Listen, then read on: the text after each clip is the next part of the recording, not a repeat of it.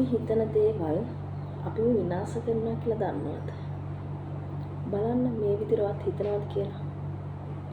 මට මුකුත් කරගන්න බෑ. මම හොඳ කෙනෙක් නෙවෙයි. මට වඩා එයාට ඒ දේවල් හොඳට පුළුවන්. මේක ඇත්තක් කියලා පිළිගන්නව නේද?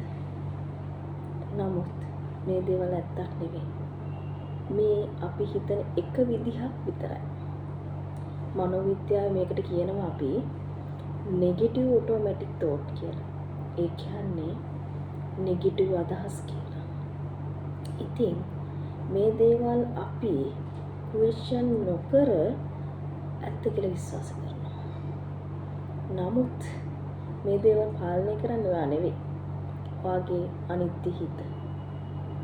ඔයාගේ හිත ඔයාගේ යාළුවෙක් තමයි.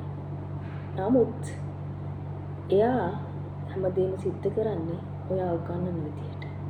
ඔයාගේ ඉගෙනුම මත. ඉතින් අපි මේ හිතන විදියෙන් අපි විනාශ වෙන්න කලින් ඔයාගේ මනස ට්‍රේනින් කරන්න. ඒ විදිහට නෙගටිව් අදහස් අයින් කරලා පොසිටිව් විදිහට හිතන විදිහට ඔයාගේ හිත ට්‍රේනින් කරන්න.